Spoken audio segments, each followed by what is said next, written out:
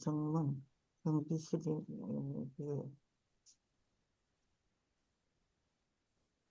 금방 또 잊어버렸다.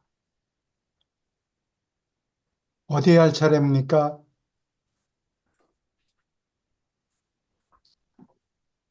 제가 정신 놓고 있네요. 16, 16편 7장이요. 7장이요. 예.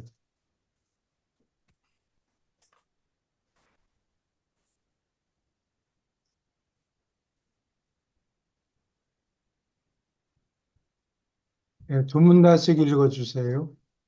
도덕과 미덕과 성격, 지능만으로는 도덕적 성품을 설명할 수 없다.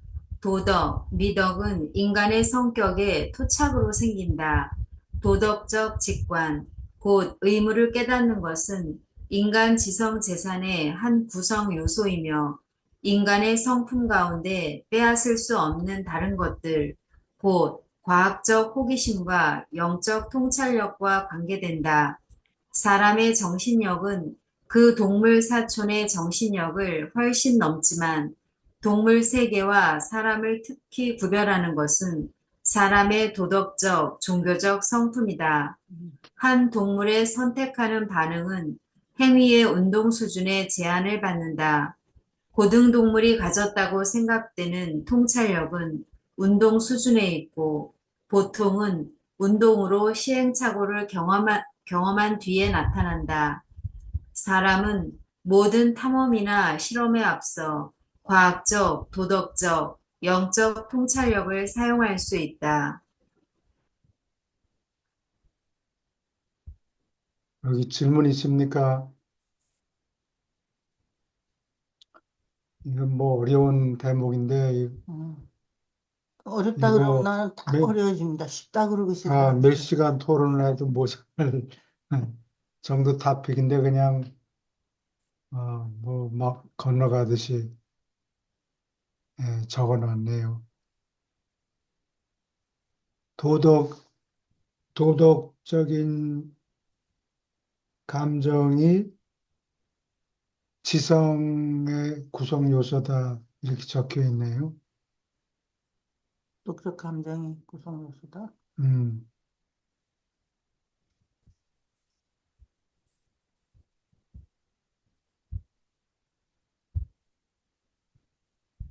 도덕적 감정이 나는 하나님을 의식하지 않으면 도덕적 감정이 생기지 않는다라고 생각을 했는데, 이게 네, 우리가 지금 생각 조절자가 사람의 도덕적 감정이 생기실 때 오신다 그러지 않았어? 첫 번째 도덕적 도덕적 결정을 결정을 내릴 내린 때, 그 순간에 그 생각 순간에, 조절자가 오고 또 성격이 도덕적 결정이라는 게 생각절자가 내재하지 않아도 인간에게 이제 자연스럽게 있는 감정이겠죠, 그게. 근데 생각절자를 통해서 이제 도덕적 그 감정이 좀 영성화되고 좀 강화되는 뭐 그런 것이고, 우리가 이제 성선설, 성악설 이렇게 이야기를 하잖아요. 예. 근데 그 인간이 본래부터 좀 도덕적인 성향을 좀 내재적으로 가지고 있는 게 아닌가. 저는 이제 그렇게 생각하는데, 교수님. 하나님을 안 네. 믿는 사람이라도 도덕적인 감정이 생길까요? 하나님을. 무신론자가 도덕적인 느낌을 갖고 있을까요?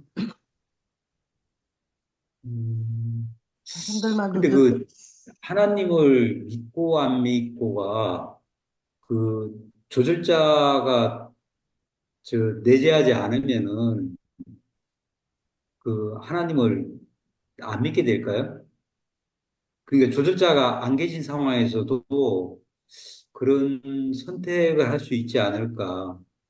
우리에게 보면 어떻게 보면은 저 퍼스널리티와 그 지성이라는 부분은 그것 역시도 저 어떻게 보면은 그 즉 우주 아버지하고 그 무한한 영으로부터 이제 오는 태로잖아요, 그것이. 그래서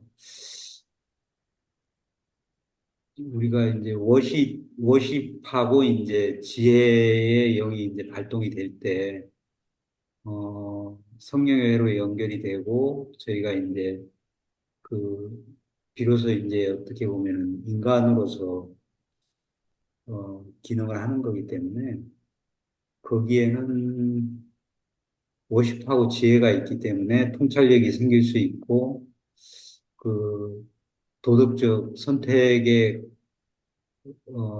잠재성이 이제 내재하는 게 아닌가. 근데 그게 조절자가 안 계시면은 어떻게 보면은 저 동물적인 선택을 할 가능성이 그럼에도 불구하고 훨씬 높을 텐데 조절자가 계시면은 그것이 좀 더 이제 그런 영적으로 변화될 가능성이 훨씬 더 높아진다. 저는 뭐 이렇게 이해하고 있는데 교수님 네. 좀 어떻게 교- 교수님, 여기서 저는 이런 생각이 좀 들어요. 안동과 폰타가 인간으로 처음에 섰잖아요. 예, 인간을 섰는데, 그러면은 그 전 존재들은 완전히 동물이었을까? 한 반절 정도는 인간적인 요소가 있었고, 그러면서 점진적으로 했다는 게, 그 안동과 폰타가 거기를 떠날 때, 그 부모들이 그것을 자기를 희생하면서까지도 아이들을 보냈잖아요. 그러니까 그 속에는 어떤 그 진선미적인 그런 요소가 좀 있지 않았을까. 그리고 그 안동과 폰타가 이후에 생각교육자로 내려오고 영적인 그런 영성 있는 그런 것들도 받고 그랬는데 그 이후에 쭉 진행되는 것을 보면은 생각교육자가 내려오지 않은 경우가 예수님이 오기 전까지 그 한 100만 년 동안에 그런 존재들이 좀 많았을 텐데, 네, 그 어떤 그 전재영 씨가 얘기한 것처럼 일곱 보주형 중에서 그 지혜하고 그 다음에 그 예배의 영 그런 부분들이 좀 작동을 하지 않을까 그런 생각이 들고 또 한편으로는 어린 아이들이 그 5살 이전에는 이게 생각해보자가 안 내려오잖아요. 그러면은 그때는 보면은 뭐 동물처럼 자기 입 쪽으로만 계속 들어가는데 나밖에 모르잖아요. 나밖에 모르는데 그 꼬맹이들이 그 형이나 네. 아빠나 엄마가 자기 먹을 걸 안 먹고 그 애한테 준다든지 이뻐해주고 그러면 걔도 아직은 생각조절자가 내려오지 않았지만 그 상태에서 그런 반응이 좀 나타날 것 같아요. 그러니까 애들이 자기가 먹고 싶어도 엄마한테 양보를 한다든지 준다든지 그리고 고맙다고 하고 이러한 관계들을 쭉 보면은 생각조절자가 내려오기 전에 충분히 좀 도덕적인 이런 부분이 성향이 있지 않을까 그런 생각 동의적인지 모르겠는데 그 도덕적이라는 것은 어떻게 보면은 그 진선미적인 그런 바탕 예, 토대를 두고 있지 않나 저는 그런 개인적으로 그런 생각을 합니다. 제가 또 그리고 이제 그런 그 생각을 하는 거는 어, 조절자가 이제 깃드는 조건들을 몇 가지 얘기해 준 게 있잖아요. 거기에 보면은 뭐 예, 그 뭐 상급 수준이 됐다거나 아니면은 그 어떤 뭐 특별한 어떤 그 헌신적인 선택을 했다거나 이럴 경우에 이제 조절자가 바로 이제 깃든다는 대목이 이제 생각조절자 편에 있는 것 같은데요. 그러니까 그거는 이제 조절자가 이제 안 계신 상태에서도 인간이 이제 의지의 선택으로다가 그런 걸 선택할 수 있는 도덕적인 선택을 할 수 있는 가능성이 있다는 걸로 저는 그 대목으로서 이제 짐작이 되거든요, 미루어서요. 여기 1절에 보면 도덕적 직관은 인간 지성재산의 요소이다라고 되어 있잖아요. 예, 그 지성재산이라고 하는 거는 생각 조절자랑 별개인 거잖아요. 그러니까 생각 조절자랑 상관없이 별개예요. 예, 예, 인간이 지성만 있다면 도덕적 직관이 있다라는 얘기 아니에요? 이 문장을 해석하면. 지성은 무한한 영이 주는 거죠. 음, 성격은 아버지 하나님이 주고 언제 주느냐? 날 때부터 준다. 음, 그게 뭐 아직 태아일 때 오는지 출산한 뒤에 오는지 그 자세히 모르겠어요. 모르겠는데 여기 책에는 적혀 있지 않아요. 근데 하여튼 성격은 아버지 회로에 연결돼 있고 아버지 하나님이 주는 거고 그다음에 생체가 살아가려면 주위 환경을 파악하고 도망갈 때 얼른 도망가고 음, 위험 있으면 음. 도망가고 살아나야 되니까. 살아나야 되니까 그래서 무한한 영이 지성을 주는 거죠. 지성 재산을 그렇게 받고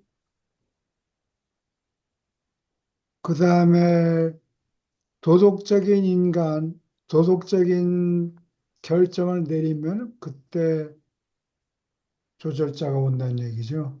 예.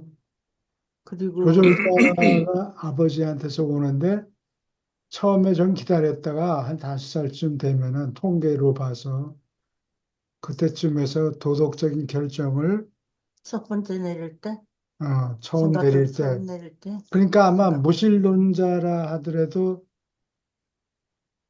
도덕적인 결정을 내리면은 생각 조절자가. 그게 말로는 자기가 잘 깨닫지 못하지만 하나님을 믿는 존재가 되는 거예요. 도덕적인 결정을 내리면. 내리면 그 순간에 조절자가 오니까 조절자가 와 있으면 하나님을 믿는 거라고 보면 되겠죠.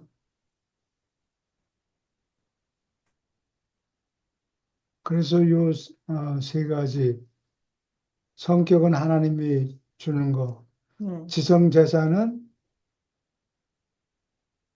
사람 수준에 도달하지 않았어도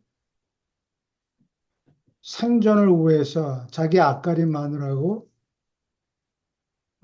머리를 써야 되니까 그런 지성재산을 무한한 영이 준다. 뭐, 예. 그리고 도덕적인 결정을 내리는 순간에 나중에 나쁜 짓을 하더라도 예. 어 내가 잘못했네 주소를 잘못 찾았네 하고 조절자가 떠나는 게 아니고 일단 오면은 계속 죽을 때까지 그 사람이 죽을 때까지 그 안에서 버티고 있는 거죠. 예. 예. 여기, 거기서. 옛날에 미국에 무슨 무신론자 소사이티가 있었다고 그래요. 미국에? 어, 음, 에이티스트 조직이 있었는데 거기에 프레지던트가 숫자도 굉장히 많고 회원이 많았는데 돈을 횡령해가지고 또 잠적해 버렸어.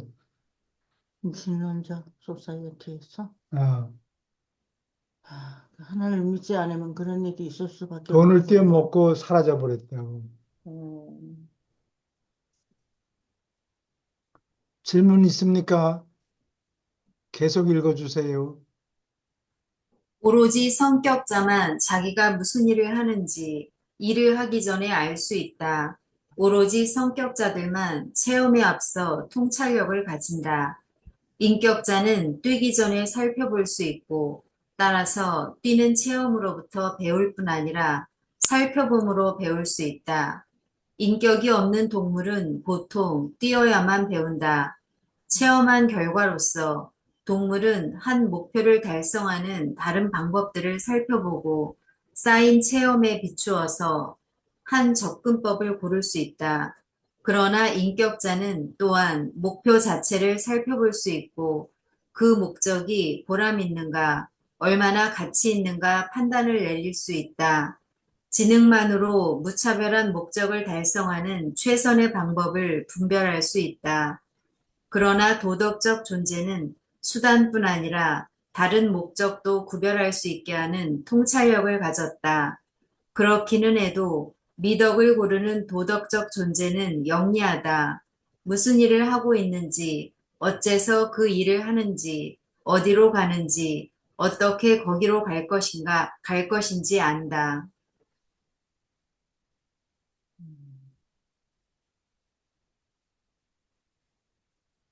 질문 있습니까?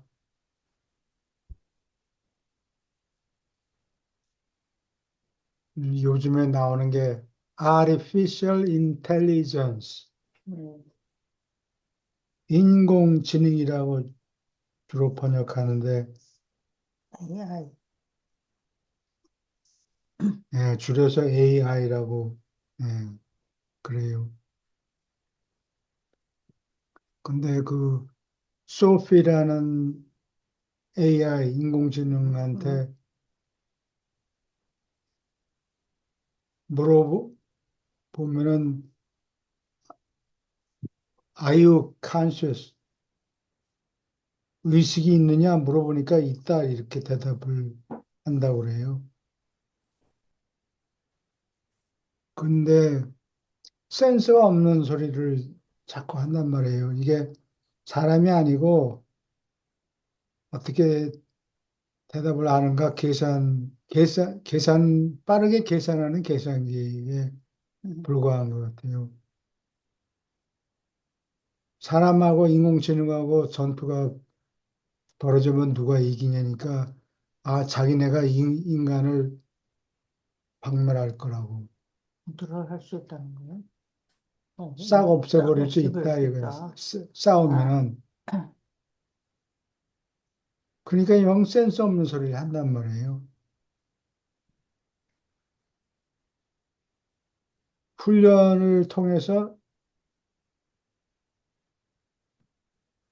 컨셔스 하냐, 의식이 있느냐 물어보면 어떻게 대답하는지는 아는데 실제로 그걸 대답하는 말을 믿고 행동할 수 있는지 그거는 모르겠다고.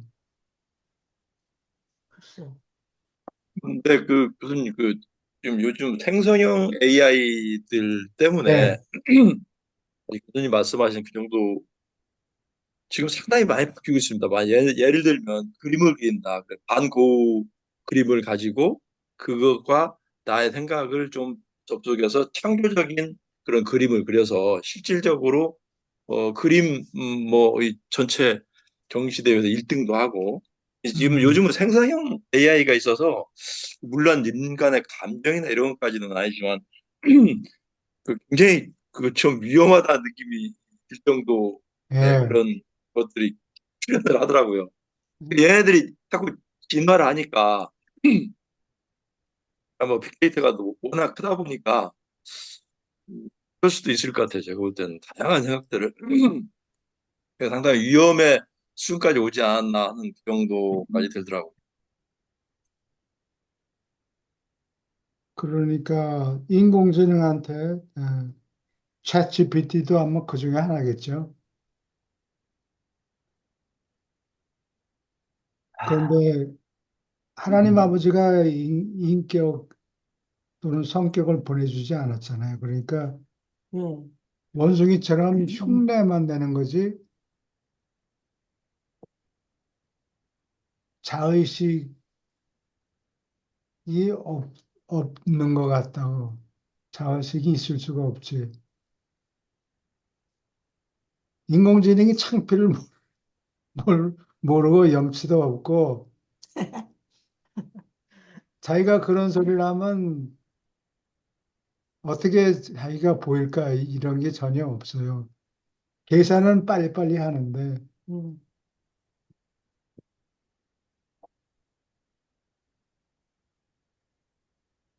옳고 그른 걸 구분 못 한다는 거예요. 옳고 그런 거를 구분하려면 지성 재산보다 더 많은 게 필요한 것 같아요. 뭐 AI야 뭐 인간이 학습시킨 대로 답을 시키는 하는 거. 대로, 예, 예, 네, 그게 뭐 자기가 뭐 근데 이제 송재영 씨도 얘기했듯이 이게 이제 인간 고유의 부분이라고 지금까지 생각을 했던 이제 창조적인 부분을 원래 이제 창조라는 게 모방을 통해 갖고 창조를 새로운 걸 만들어내잖아요. 이 기술 발달의 과정도 예, 보면. 근데 모방 자체를 모방하고 창조의 경계가 사실은 이게 굉장히 불분명하거든요, 이게. 이게 과연 뭐 독창적인 건지 모방을 통해서 그 창조를 해내는데 그 수준이 지금 현재도 이제 뭐 너무 훌륭하니까 지금 거의 AI, 평균 수준이에요. 지금 거의 평균 AI 수준이고, 초기 단계인데도 그 생성형이라는 게 예를 들면, 야, 이렇게 할 경우에 내가 화가 나거든요, 얘들이. 나 기분 나빠. 야, 이렇게 하니까 슬퍼.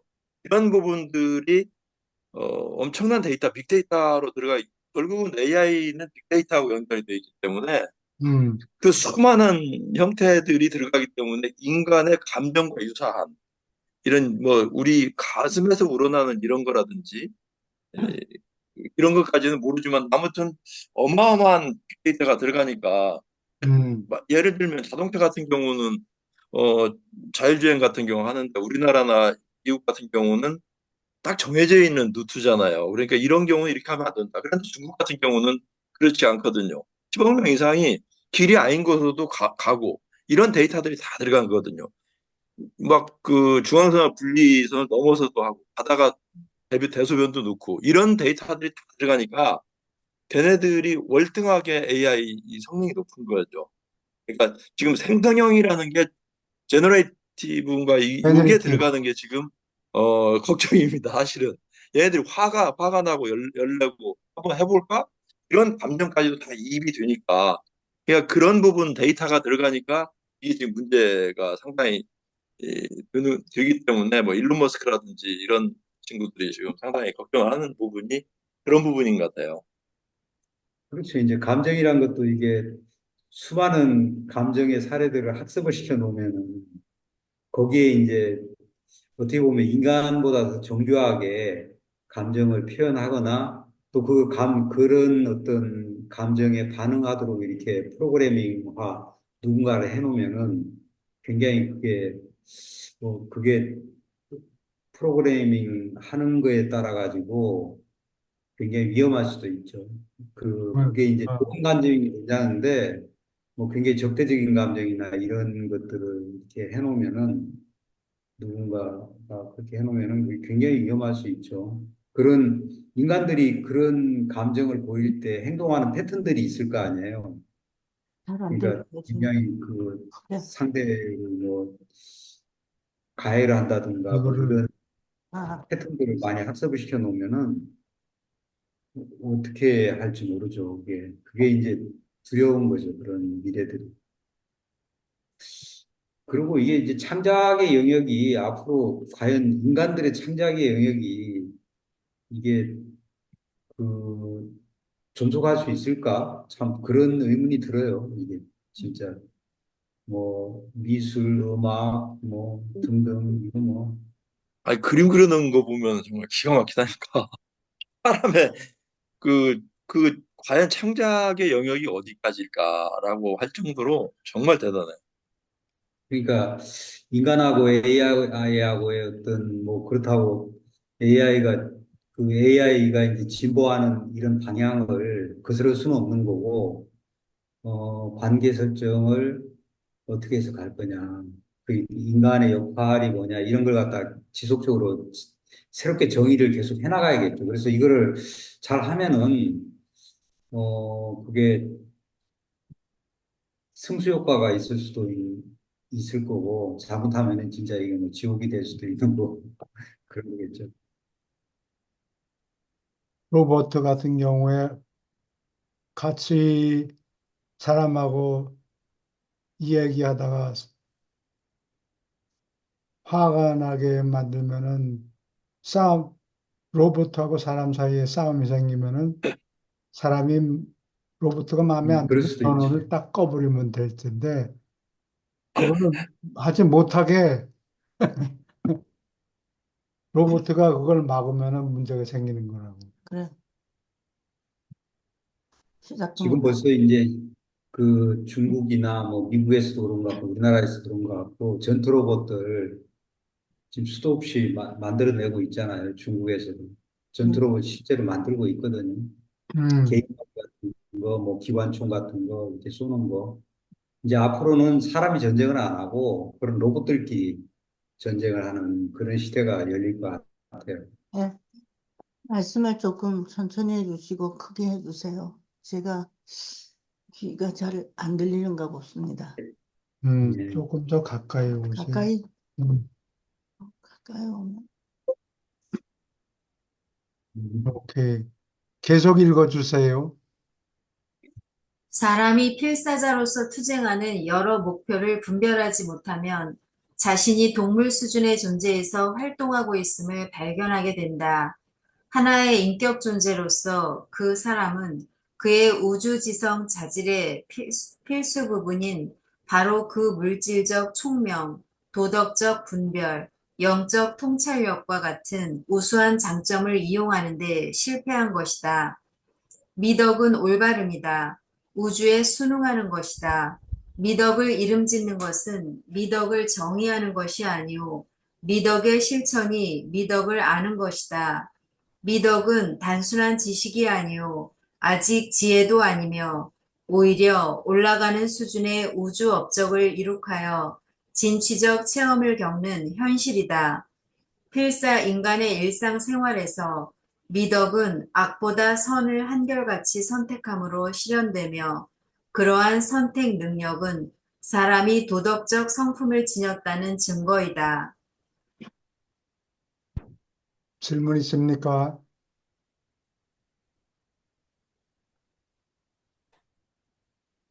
계속 읽어주세요.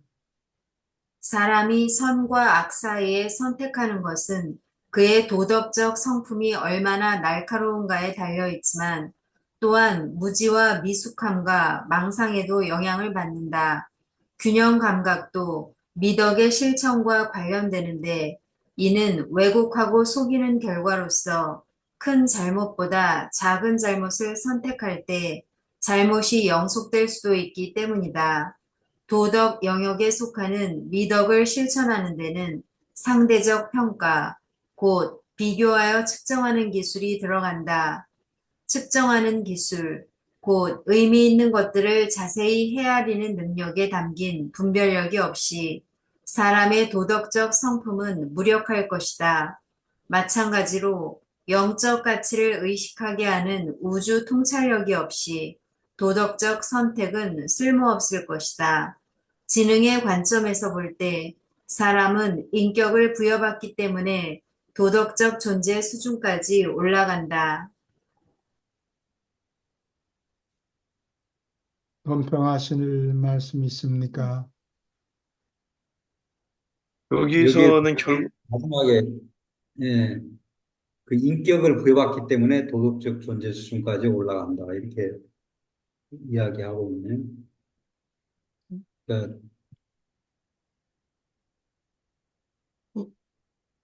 그 퍼스널리티가 이제 인간을 그 도덕적 존재로 이제 이게 끌어올리는 그런 역할을 하는 것 같아요. 여기는. 음, 예, 인격을 받으면은 꼭 도덕적인 결정을 내린다는 게 아니고 네, 도덕적인 선택을 고려해 분별할 수 있다는 얘기죠. 이렇게 예, 할까 저렇게 할까. 네, 성격을 받고 있으면 성격 자산이 있으면 이렇게 할까 저렇게 할까. 하나는 도덕적이고 하나는 비도덕적이다. 어떻게 할까? 이런 선택을 내릴 수 있는데 기계 수준의 지성이면은 계산은 빨리 하는데 이게 도덕적인가 아닌가 그런 질문을 할 여력이 없죠. 그런 얘기인 것 같아요. 예, 여기서 그 7-8을 77하고 7-8을 보면은 결국은 그 의미를 헤아려서 어, 판단을 해야 되고 결국은 영적인 가치를 의식하게 하는 우주 통찰력이 없이 도덕적 선택은 쓸모없을 것이다.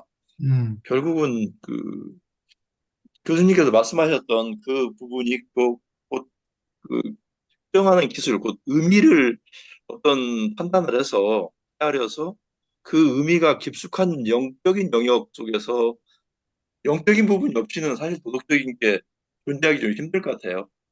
음, 음, 그러니까 이 부분이 이제 교수님이 방금 읽은 요 부분이 교수님이 말씀하시는 그 무신론자도 도덕적일 수는 있는데 영적인 가치가 없으면은 그게 이제 의미가 없다는 거, 우주적으로 봐서는 존속하는 가치가 없다는 거.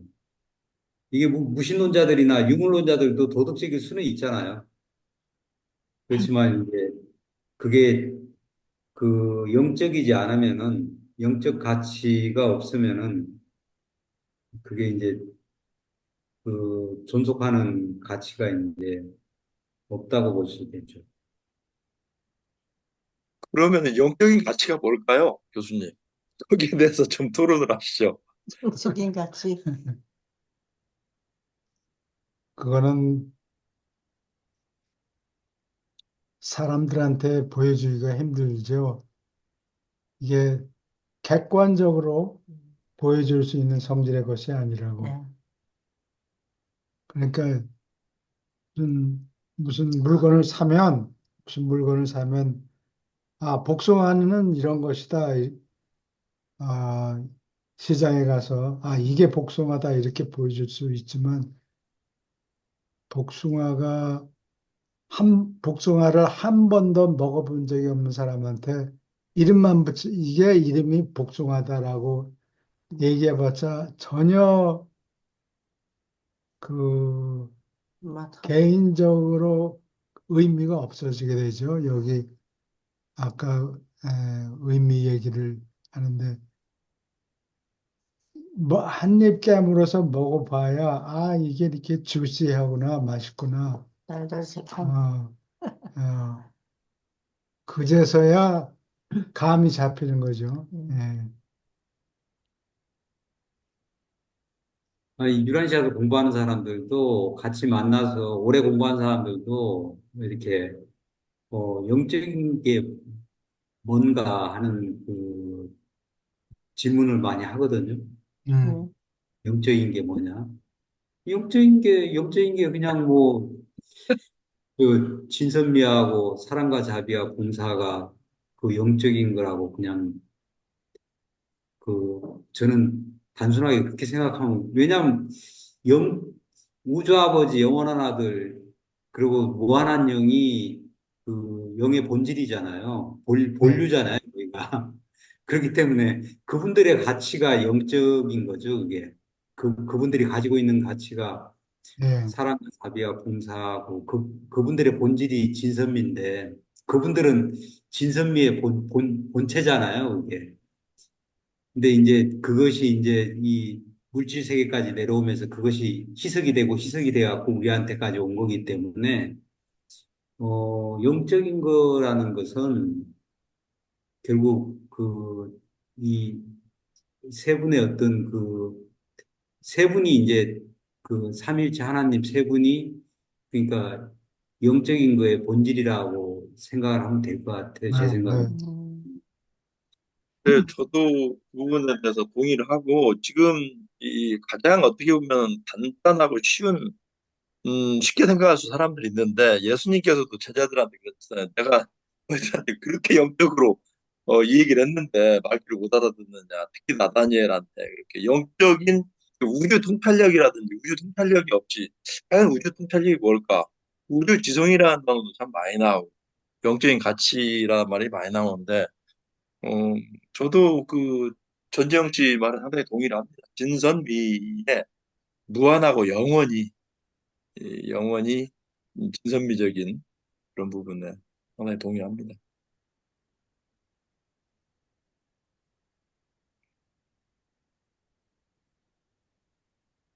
영적인 것은 사람들한테 객관적으로 보여줄 수가 없지요.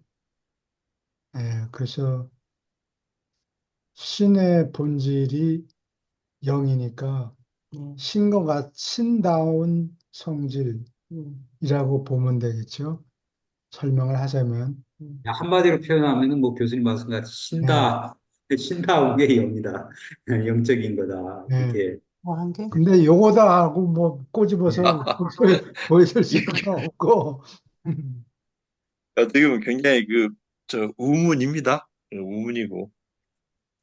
그런데 참 이 부분은 각자 체험을 해야 되는 영역이기 때문에 참 예, 쉽지는 않은 것 같아요. 그래요. 예, 예. 계속 읽어주세요. 법이나 무력으로 결코 도덕을 향상시킬 수 없다.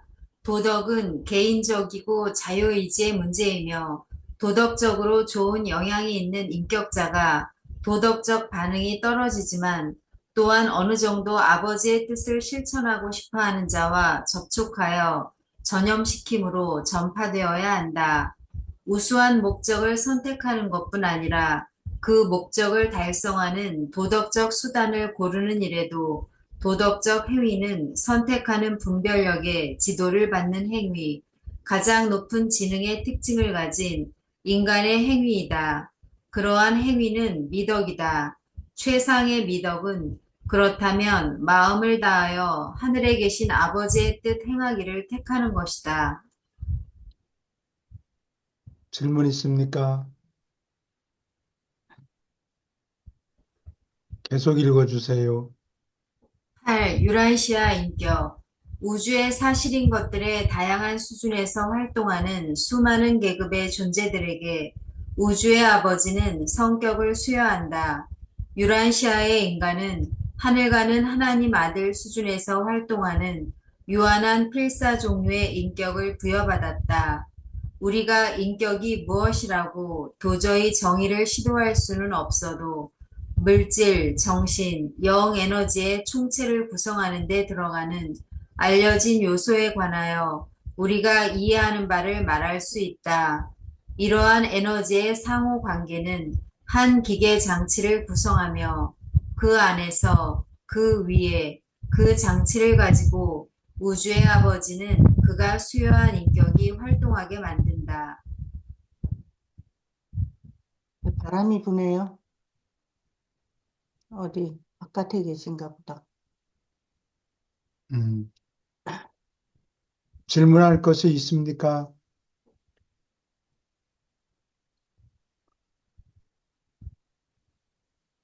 이 논문을 쓴 존재 자체도 우리가 인격이 무엇이라고 도저히 정의를 시도할 수는 없어도 이렇게 말을 했네요.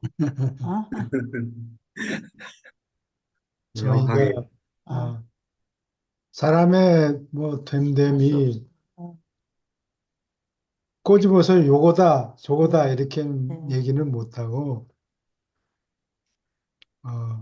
빙 둘러서 구름 잡듯이 어? 구름 잡듯이 얘기하는 거예요. 아니, 이걸 보니까 제가 아까 질문을 잘못한 것 같아요. 영적인 게 무엇이냐? 참 잘못된 질문인 것 같습니다. 아니, 아주 좋은 질문이에요. 대답하기가 어려서 그렇지. 들어가기 그래서 어려워서. 사이언스, 사람이 배우는 게 두 가지가 있는데 방법이 하나는 사이언스고 하나는 experience.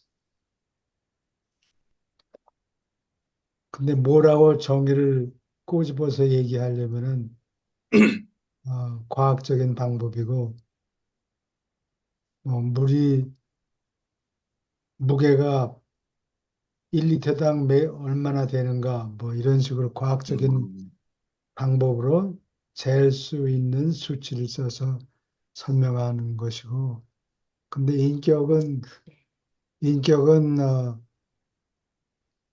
그렇게 정의를 할 수가 없다. 교수님께서 지금 사이언스하고 익스피리언스를 얘기했는데, 그 어떻게 보면은 그 믿음이라는 것도 요 유라시아의 내용에서 어딘가 읽은 것 같은데, 너희들의 믿음은 체험을 통해서 제대로 믿음이 형성이 될 수 있다. 그런 걸 좀 읽은 것 같거든요.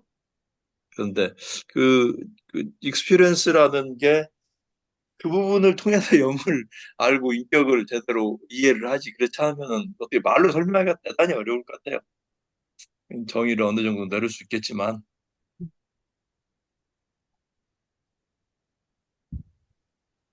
2차 대전 때 히틀러가 독일군 300만 명을 몰고 갔어요.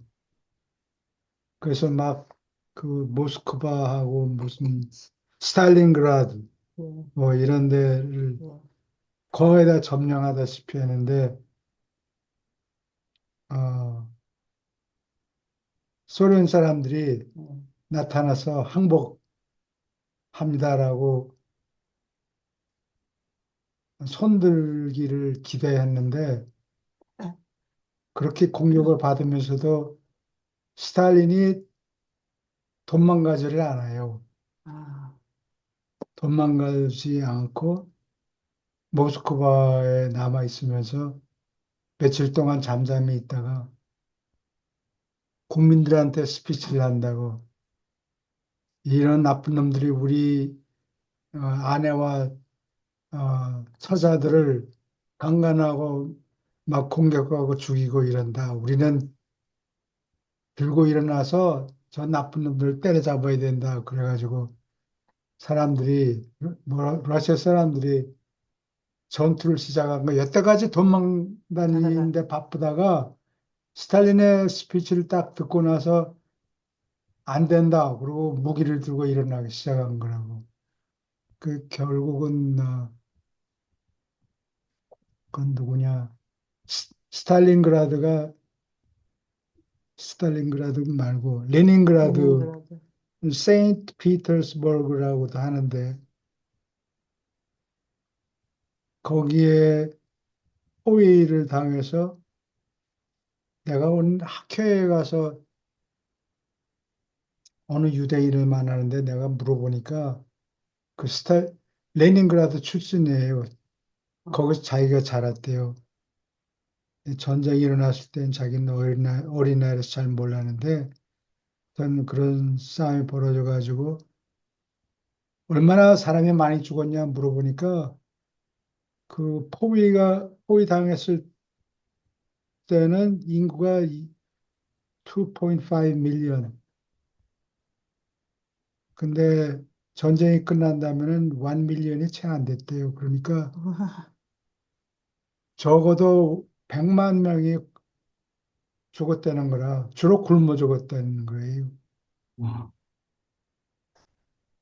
예, 그러면서도 항쟁하고 버텨서 싸우고 그랬다는 거지. 결국.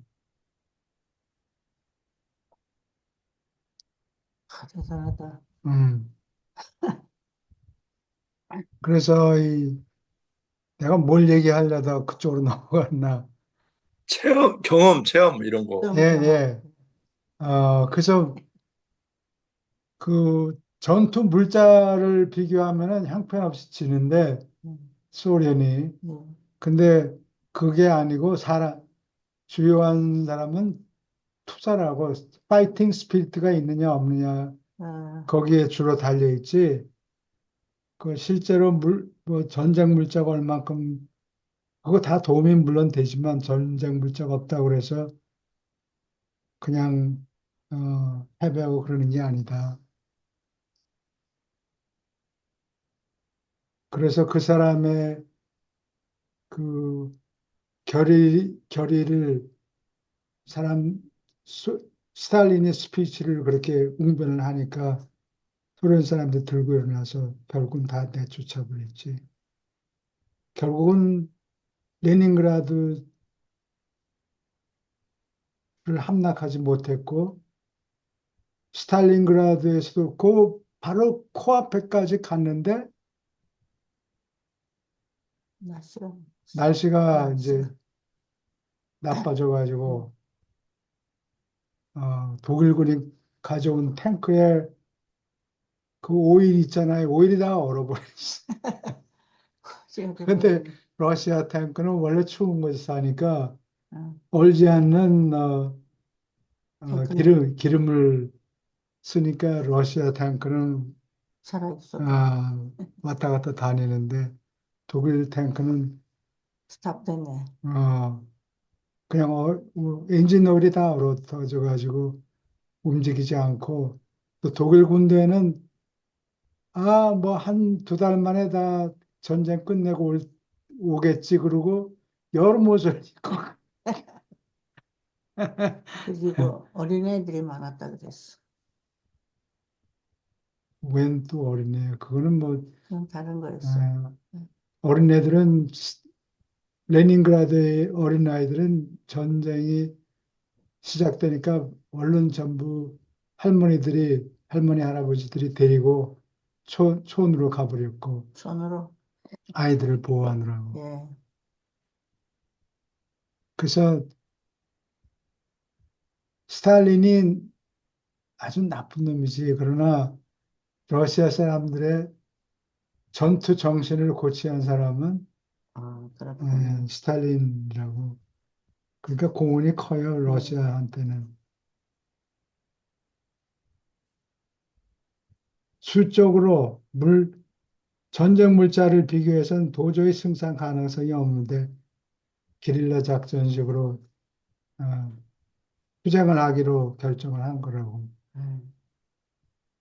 그러니까 나폴레옹이나 그 히틀러가 러시아를 안 쳐들어갔으면은 지금 세계 역사가 어떻게 됐을지 모르죠. 전부 다 거기서 다 깨졌잖아요. 깨졌지. 그러니까 그렇지. 예, 정말 거기를 안 그렇지. 쳐들어가고 그 병력을 보존하고 예, 있었으면 그 세계사가 어떻게 바뀌었을지 알 수가 없죠. 예. 나폴레옹이 쳐들어갔을 때도 나폴레옹은 이제 소련 사람들이 나와서 집합해가지고 차려 격려하고 우리 항복합니다라고 공고할 줄 알았는데 싹 다 촌으로 다 가버리고 애들 데리고. 영접하는 소련 사람들이 하나도 없는 거예요. 그래 말이야. 그러다가 날씨가 추워지니까 다 후퇴하고 나폴레옹이 그래서 망했지. 참. 숫자적인 과학적인 방법으로는 전력 물자를 비교해 보면 모자란다고 턱없이 예. 그런데 그것만 가지고 되는 게 아니고 싸우는 스피릿이 음. 지금 러시아 탈인병이 그렇게 많대요. 발령병이 지금? 어. 음. 러시아 사람들이 피곤한 거라. 그래도 전쟁만 해가지고. 어, 좀 참. 인생 좀 즐기고 싶은데 전쟁하고 그런 그러니까 말이야. 연애도 못하고. 연애도 못하고. 질문 있습니까? 계속 읽어 주세요. 인격은 독창적 성품을 가진 독특한 재산이며 그 성품이 존재하는 것은 생각 조절자의 수여와 상관이 없고 그에 선행한다. 그런데도 조절자의 계심은 인격의 질적 표현을 향상시킨다. 아버지로부터 올 때 생각 조절자들의 성품은 동일하지만 인격은 다채롭고 독특하고 유일하다. 인격이 명시되는 유기체의 몸을 구성하는 물질적, 지적, 영적 성품과 관련된 에너지의 성질과 품질에 따라서 인격의 명시는 더욱 조절되고 제한을 받는다. 인격자들은 비슷할지 모르지만 결코 같지 않다. 일정한 계열, 부류, 계급 또는 형태는 서로 닮을 수 있고 닮기도 하지만 결코 동일하지 않다. 인격은 우리가 아는 바 한 개인의 모습이며 형태, 지성, 또는 영적 지위가 어떤 성질이고 얼마나 변하는가 상관없이 어떤 미래 시기에 그러한 존재를 우리가 확인할 수 있게 한다. 인격은 어떤 개인이라도 그의 인격을 표현하고 겉으로 표시하는 몸이 달라졌기 때문에 그가 얼마나 많이 변했는가 상관없이 우리로 하여금 우리가 전에 알았던 자로서 그 사람을 알아보고 분명히 확인하게 만드는 그의 일부이다. 질문 있습니까?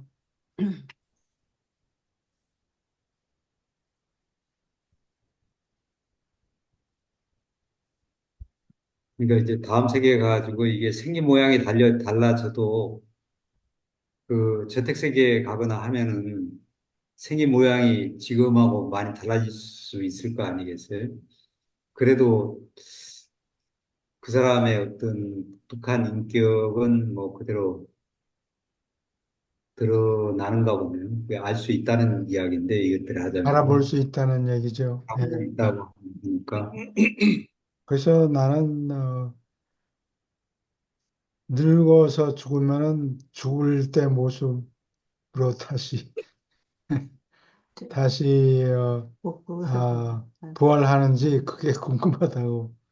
어, 아니면 젊었을 때 모습으로 부활하는지. 음, 늙어 죽기 전에는 뭐 다들 허리도 굽고 뭐 쪼글쪼글하고 그럴 거 아니에요. 그때 만난 사람들은 그 모습을 기억하고 있을 거 아니에요. 그러니까 무슨 모습을 기억하는지 노소 이건 내가 근거는 하나도 없는데 예, 젊었을 때 모습으로 부활되지 않을까. 인격을 재조립할 때 예.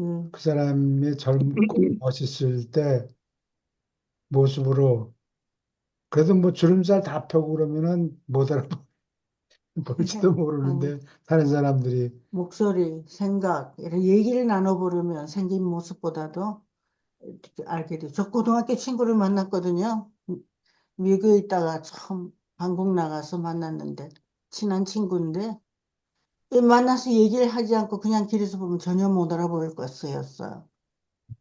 전혀 다른 얼굴을 갖고 있어요. 그래서, 아니면은 저 상물질 모르시아 존재가 되면은 좀 우리 물질은 이제 그 뭐 세포 조직이나 이런 것들이 이게 그 플렉시블하지 않잖아요. 이게 고정적인데 좀 좀 유동적일 수도 있지 않을까 그런 생각도 해볼 수 있을 것 같아요. 이게 이제 뭐 아, 상대에 따라서 상대가 아, 원하는 이렇게 좀 음, 변형이 돼서 나타날 수도 있지 않을까. 예수님이 이제 삼물질 존재로 이렇게 나타나셨잖아요. 예, 그래요. 부활하셔서. 근데 그 몸은 우리의 육체의 몸과 같지 않기 때문에 어느 정도 좀 가변적일 수가 있지 않을까 그런 생각을 좀 해보게 되죠. 뭔가 네. 돌아가시기 전에 모습하고 뭔가 좀 달라서 처음에 막달라 마리아가 알아보는데 힘이 들었다고 예, 이렇게 얘기하죠. 근데 목소리를 듣고 알았다 그래요. 예, 예. 뭐 비슷한 모습이 예. 남아 있는데 똑같은 뭐 죽을 때 또 모습하고 똑같지는 않았다 이런 어, 얘기인 것 같아요. 우리가 모습만 가지고 사람을 알아보는 게 아니라 목소리나 다른 얘기 내용을 통해서 누구라는 걸 알아보게 되는 것 같아요. 목소리도 그 특징 중에 하나니까 예, 알아보는 데 도움이 되겠죠.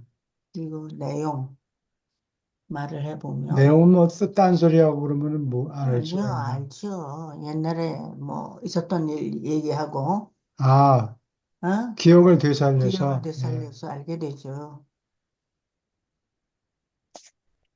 우리가 그냥 봤으면 누군지 몰랐을 뻔했다. 그렇지.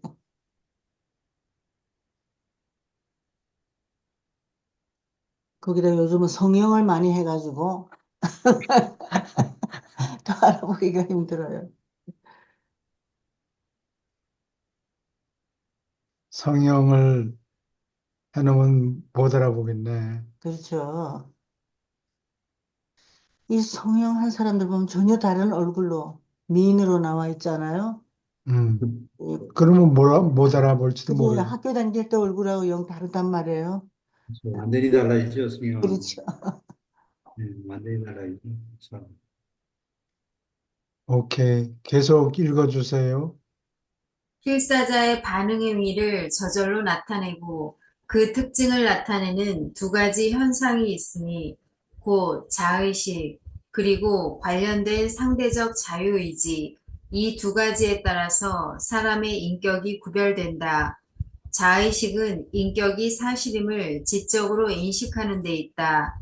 자의식은 다른 인격자들이 현실임을 인식하는 능력을 포함한다. 자의식은 우주 실체들 안에서 그 실체들과 함께 개체로서 체험할 능력이 있음을 가리키며 우주의 인격 관계에서 신분의 지위를 얻는 것에 상당한다. 자의식은 지성이 수고한 사실을 인식하고 창조적이고 결정하는 자유의지가 비교적 독립을 얻은 것을 의미한다. 음? 어, 뭐 어려운 얘기인데, 그럼, 자의식이 인공지능에 이게 자의식을 가지고 있는지, 예, 예, 사람들은 자꾸 의식이 있다라고 주장을 하려고 그러는데, 자의식 하는 것 같지가 않아요. 이게 순전히 무슨 계산 곱하기 나누기 바이너리 넘버 가지고 결정하는 게 아닌 것 같아요. 사람이 염치가 있어야지 뭐 눈치가 없네 뭐 이런 컴퓨터가 눈치가 있을 리가 없지.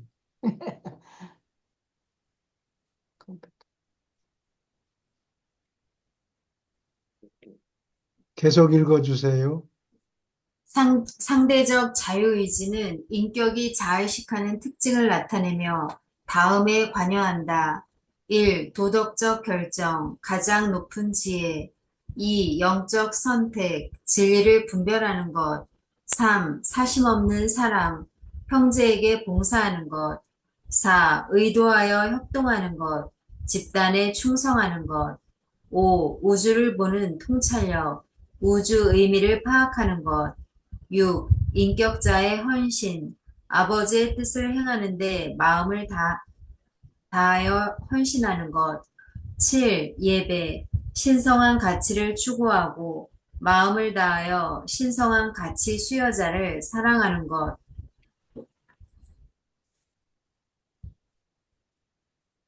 질문 있습니까?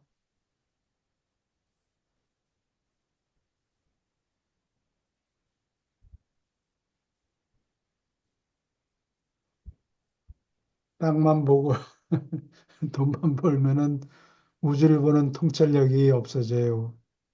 그렇죠. 예, 물질적인 걸 어, 추구하면, 예. 아니, 물질적인 거를 추구하지 말라가 아니고, 예, 그것만 그것만 추구하게 되죠. 추구하면은 땅만 뒤적거리고 그러면 하늘에 뭐가 있는지 안 보인다는 얘기예요. 그렇죠. 질문 있습니까? 아, 여기 어려운 대목이에요. 계속 읽어주세요.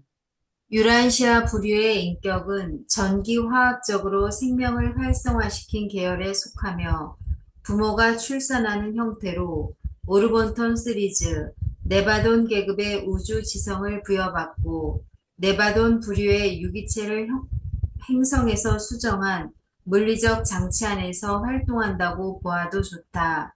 지성을 받은 그러한 필사 장치에 신의 선물로서 인격을 수여하는 것은 우주 시민의 위엄을 부여하며 그러한 필사 인간에게 당장의 우주의 세 가지 기본적 지성 실체를 구조적으로 인식하는 데 반응할 수 있게 만든다. 1.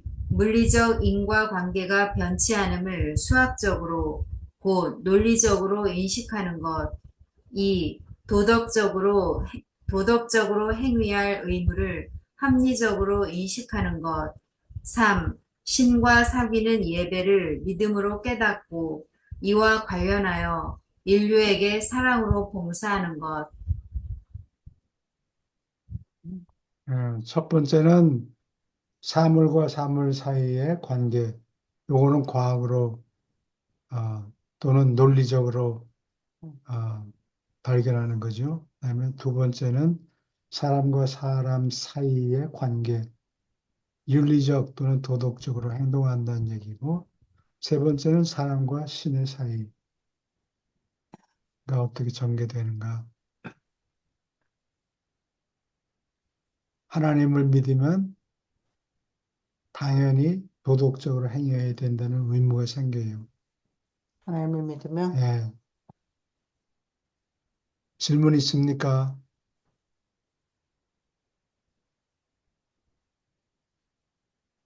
여기 마저 읽어주세요.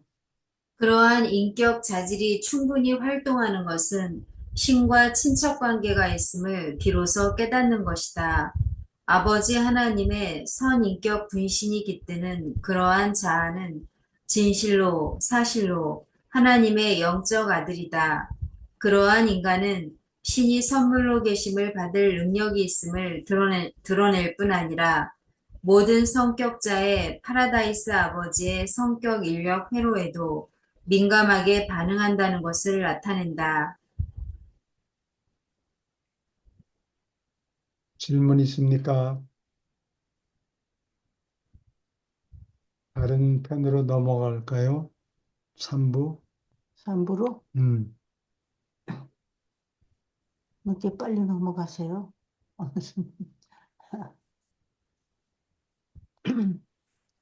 다음 83편 6장이요.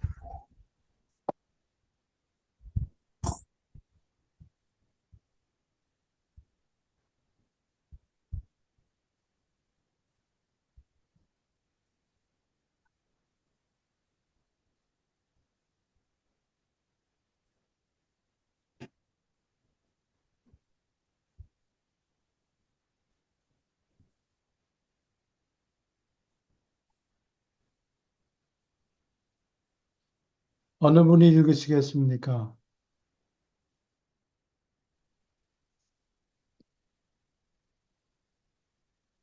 소리가 안 들리네요. 예, 소리를 죽여놨어요, 지금. 그래요? 그리고 우리가 좀 크게 소리를 만들어 놔야 돼요. 6. 일부 일처제. 부부의 결혼. 일부 일처제는 독점이다. 이것은 이 바람직한 상태에 도달하는 자에게 좋지만 그렇게 운이 좋지 않은 자에게 생물학적 어려움을 주는 경향이 있다. 그러나 개인에게 미치는 효과에 아주 상관없이 일부 일처제는 확실히 아이들에게 가장 좋다. 가장 일찍 있었던 일부 일처제는 어쩔 수 없는 상황, 곧 가난 때문이었다. 일부 일처는 문화적, 사회적인 것이요. 인위적이고 부자연스럽다. 다시 말해서 진화 인간에게 부자연스럽다. 일부 일처는 더 순수한 놋 족속과 아담 족속에게 온통 자연스러웠고 모든 진보된 종족에게 크게 문화적 가치가 있었다. 알데아 부족들은 아내가 그 배우자에게 둘째 아내나 첩을 두지 않겠다고 결혼 전에 서약을 부과하는 권리를 인정했다. 그리스인과 로마인은 일부 일처의 결혼을 찬성했다. 조상 숭배는 결혼을 신성한 일로 보는 기독교의 잘못이 그랬던 것처럼 언제나 일부 일처제를 촉진했다. 생활 수준의 향상조차도 한결같이 여러 아내를 가지는 것에 대항하여 작용했다. 비가엘이 유란시아에 오실 때가 되자 문명화된 세계의 거의 전부가 이론적 일부 일처 수준에 이르렀다. 그러나 이 수동적 일부 일처제는 인류가 진짜 부부 결혼의 관습에 길들였다는 것을 뜻하지 않는다. 그렇지. 여기까지 질문 있습니까?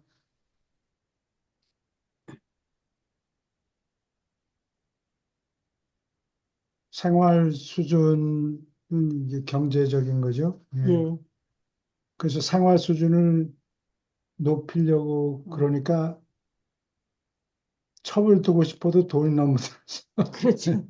들어서 예, 못 드린 거예요. 그러니까 생활 수준이 높아지면은 예, 일부일처제를 발전하는 거죠. 지지하게 예, 된다. 자연히 돈이 너무 많이 들어서 첩을 둘 수가 없는 거예요. 경제적으로 예, 그렇죠. 그러나 임금이나 아주 부자인 사람들은 그게 가능하죠. 예. 보통 사람은 아니지만. 그 서양 사람들은 음, 젊었을 때 결혼한 부인이 늙으면은 다른 젊은 여자 얻는 게 얻기를 뭐 그게 그런 거나 음, 마찬가지라고. 빨리 얻으라고 얘기하잖아. 그럼 자기가 노동해서 태어나고 대접을 받죠. 이제 왕초 와이프로. 왕초 와이프. 질문 있습니까? 계속 읽어주세요. 이상적 부부 결혼은 결국 독점 성관계와 비슷한 것이며 이 일부 일처의 목표를 추구하면서 그 요구 조건에 협조하고 그 조건을 준수하려고 최선을 다했을 때에도 새롭고 개량된 이 사회 질서에서 자리를 찾지 못하는 그런 불행한 남녀의 부럽지 않은 형편을 사회가 간과해서는 안 된다.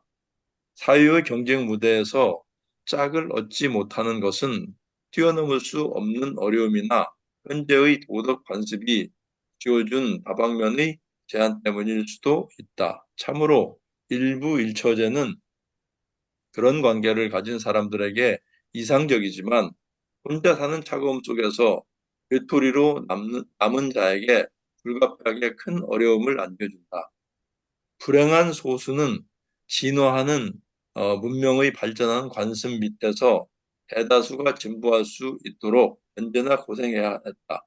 그러나 유리하게 된 대다수는 그들보다 운이 나쁜 동료들을 친절하게 배려하는 눈으로 바라보아야 한다. 이들은 전진하는 사회의 진화에서 가장 높은 관습의 인가를 받고서 모든 생물학적 욕구를 태워주는 이상적 성 대상자의 계열에서 회원 자격을 얻지 못한 값을 치러야 한다. 일부 일처는 언제나 인간의 성생활의 진화에서 이상적 목표였고 지금도 그렇고 언제까지나 그러할 것이다. 이 참된 부부의 결혼이라는 이상에는 극기가 따르며 따라서 단지 계약 당사자의 한쪽이나 양쪽이 모든 인간 미덕의 절정, 곧 강한 자제력이 모자라기 때문에 실패하는 일이 아주 흔하다. 온전히 생물학적 진화와 구별해서 일부 일처는 사회 문명의 진보를 재는 척도이다. 일부 일처는 반드시 생물학적이거나 자연스러운 것은 아니지만 사회 문명을 당장 유지하고 계속 발전시키는 데 필수이다.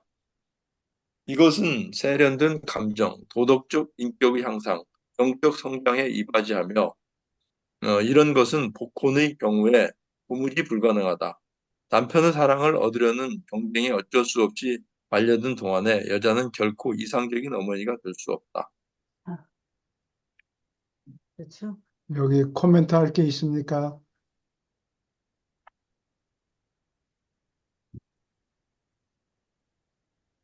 계속 읽어주세요. 부부의 결혼은 밀접한 이해와 효과적 협동을 유리하게 만들고 조장하는데 이것들은 부모의 행복, 아이의 복지, 사회의 효율성을 위해서 최선이다. 서투른 강요로 시작된 결혼은 자아의 교양, 자제, 자아 표현, 자아 존속을 낳는 훌륭한 제도로 차츰 진화하고 있다. 음, 혼인의 취소, 결혼 관습이 초기에 진화할 때 결혼은 마음대로 그만둘 수 있는 허술한 연합이었고 아이들은 언제나 어머니를 따랐다. 어머니와 아이 사이에 있는 끈은 본능적이고 도덕 관습의 발전 단계와 상관없이 작용했다. 원시 민족들 사이에서는 겨우 결혼의 약 절반이 만족스러운 것이 판명되었다. 이별의 가장 흔한 원인은 아이가 없는 것이었고, 이를 언제나 아내의 탓으로 돌렸다. 아이를 낳지 못하는 아내는 영세계에서 뱀이 된다고 믿었다. 더 원시적 관습 밑에서 남자 혼자의 선택으로 이혼이 이루어졌고, 어떤 민족들 사이에서 이 기준은 20세기까지 지속해 왔다. 도덕 관습이 진화함에 따라서 어떤 부족들은 두 가지 형태의 결혼을 개발했다. 보통의 결혼은 이혼을 허락했으며 사제가 맺은 결혼은 이별을 허락하지 않았다. 아내 사들이기와 아내의 잔금의 시작은 결혼의 실패에 따른 재산 법칙을 들여옴으로써 이별을 줄이는데 크게 기여했다. 그러나 정말로 이 고대의 재산 요인이 현대의 많은 결합을 안정시킨다. 공동체의 신분, 그리고 재산 특권이 주는 사회적 압력은 언제나 결혼 금기와 관습의 유지에 효력이 있었다. 오랜 세월에 걸쳐서 결혼은 꾸준히 진보해왔고 현대의 이 세상에서 진보된 기초 위에 서 있다. 개인의 선택, 새로운 자유를 무척 크게 생각하는 민족들 사이에서 널리 불만이 퍼지므로 아슬아슬하게 공격을 받는데도 그렇다. 진보된 종족들 사이에서 이러한 적응의 격변은 갑자기 사유의 진화가 가속되는 결과로서 나타나지만 그보다 진보하는 못된 민족들 사이에서 결혼은 계속 번성하며 더 오래된 관습의 지도를 받으며 천천히 개량된다. 예, 여기까지 질문 있습니까?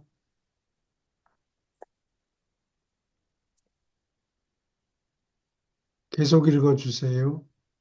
결혼의 이상적이지만 극도의 개인주의적 사랑의 동기가 더 낮고 오랫동안 확립된 재산 동기를 새로 갑자기 대체한 것은 불가피하게 결혼 제도를 일시 불안하게 만들었다.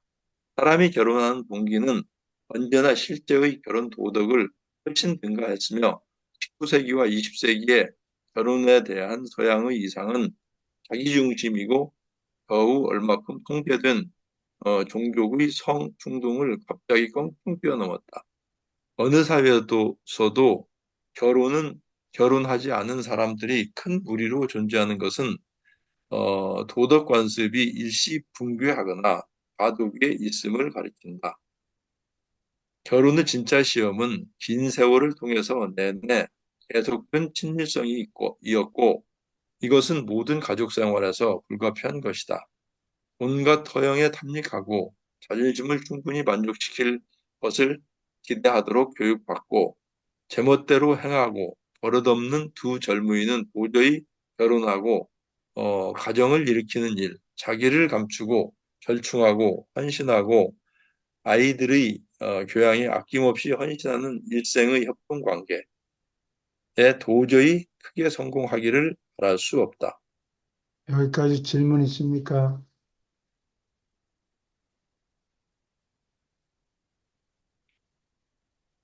계속 읽어주세요. 현대의 서양 민족들 사이에서 드러나는 이혼 경향은 구운에 들어가는 고도의 상상력과 환상적 낭만의 대체로 책임이 있으며 이것은 모든 여자의 개인적 자유가 커지고 경제적 자유가 늘어나므로 더욱 까다롭게 된다. 쉬운 이유는 그것이 자제의 부족이나 정상으로 인격자의 조정이 실패한 결과일 때 아주 최근에 또 아주 많은 개인적 괴로움과 종족의 고통을 겪은 결과로서 사람이 벗어났던 그 투박한 사유 단계로 곧장 돌아가도록 이끌 뿐이다. 그러나 사유가 어린아이와 젊은이를 적절히 교육하지 못하고 사회질서가 적당한 결혼 전 훈련을 마련하지 못하는 한 현명하지 못하고 미숙하고 어린 이상주의로 결혼에 진입하는 것을 결정해야 하는 한 그동안만큼 이혼이 유행할 것이다. 사회 집단이 젊은 이들에게 결혼 준비를 마련해 주지 못하는 한 이 범위까지 이혼은 사회 안전벨트로서 작용해야 하며 이것은 진화하는 도덕 관습이 급속히 성장하는 시대에 더욱 나쁜 상황을 방지한다. 응? 질문 있습니까? 이건 우리가 뻔히 다 아는 거잖아요. 경험을 통해서. 한국에는 결혼 전에 교육하는 무슨 시스템이 있나요? 결혼 전에 결혼 학교라든가 뭐 몇 달 동안 훈련을 받는다든가. 또, 응? 없어요. 없어요? 네. 데이트를 통해서 데이트를 통해서 대학이나 이런 데서 코스를 그런 코스가 있을 거예요. 그런 과목이 특별히 그런 게 있나요?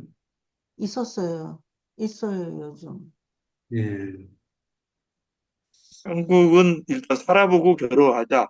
이런, 이런 경우는 있는 것 같아요. 요즘 아, 젊은이들 사이에. 살아보고 결혼하자. 예, 예. 아, 정말 위험하죠, 그죠? 부모들이 마음이 간당간당하겠어요. 그러니까 이게 우리의 어떤 교육 제도가 앞으로 점점 더 이제 이렇게 문명이 발전하면서 남녀의 어떤 그 저기 물리적인 부분, 성적인 부분부터 시작해가지고 예, 가정에 대한 가정을 어떻게 이끌고 나가야 되는지 또 아이들을 어떻게 뭐 교육을 해야 되는지 이런 예, 거에 대해서 사실 제일 중요한 거잖아요. 예, 이런 것들을 갖다가 그게 이제 실질적인 어떻게 보면 필요한 교육이죠. 이제 그런 걸 갖다가 좀 가르치는 그런 게 앞으로 이제 생기지 않겠어요. 그런 게 당연히 생겨야 될 거고 아니면 민간 차원에서라도 그런 걸 좀 해야 될 것 같아요. 예. 이웃행생이 게 나오잖아요.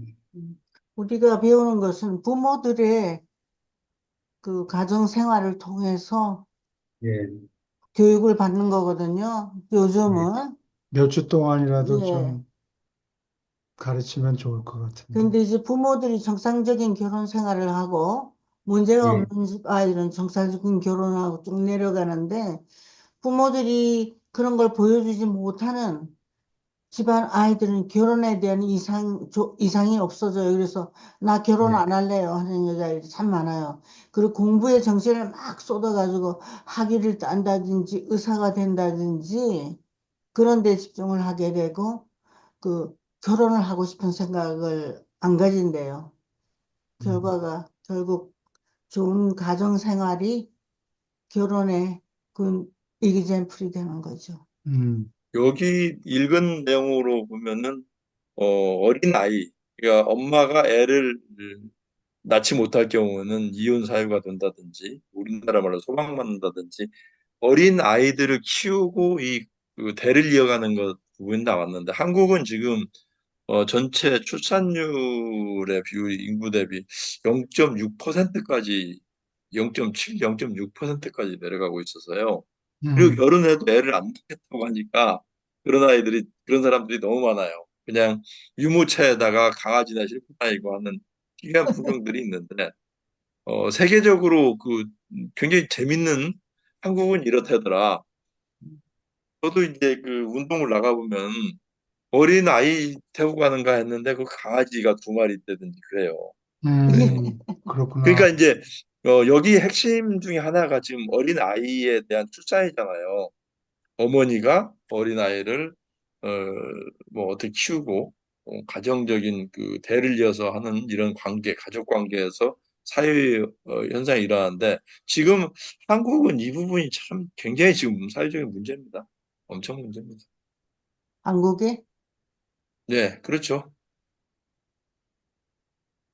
전 세계에서 가장 적어요. 그 네, 출산율이요. 네, 알아요. 출산율이 네. 아이를 낳으면 경제적으로 힘들어지니까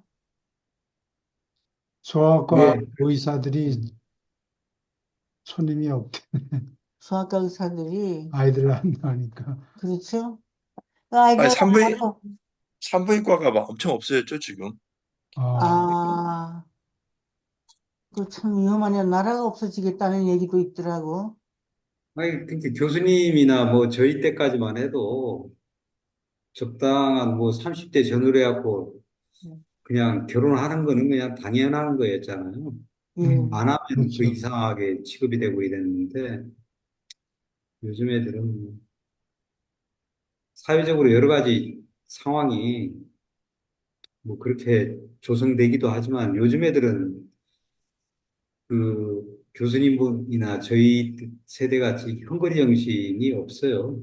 다 이제 선진국에서 나고 자란 애들인데 이렇게 힘들게 뭐 이렇게 자기 희생해가면서 이렇게 하려고 하나 안 하지. 그렇죠. 네. 그게 이제 앞으로 유란시아 책을 읽힘으로써 그것을 고치를 해야 되는 것 같아. 근데 큰일 났네. 큰일 나죠. 음, 우리 예, 선조들은 심각합니다. 건드려야 될 한국이 텐데. 제일 문제죠, 한국이. 예, 한국도 저 미국 같이 이렇게 이민을 적극적으로 받아들여야 돼요. 이민을, 그냥 아무나 받아들이는 게 아니고 미국 같이 이제 뭐 어느 정도 좀 그 기준을 딱 설정을 해가지고 그 안 그러면 뭐 국가 앞으로 이제 점점 더 어려워지죠. 젊은 세대가 없으면 뭐 나라가 제일 먼저 소멸되는 게 한국일 거예요. 아마 전 세계에서. 굉장히 보통 심각한 게 아닙니다. 우리나라. 지금 한국이, 전재영 씨가 얘기했듯이 독일도 그렇고 미국도 그렇고 그 유입을 많이 시키잖아요. 근데 저희도 제 생각도 전재영 씨 생각하고 비슷한데 이민 정책밖에 없는 것 같아요. 지금 현재로서는. 예. 이민, 그러니까 중앙아시아의 뭐 고려인 이런 사람들을 수입해 와야 될 것 같아요. 그렇게 하고 있잖아요. 유럽 같이 그렇다고 뭐 그냥 난민들 받아들이고 이러면은 사회가 개판이 돼버리잖아요.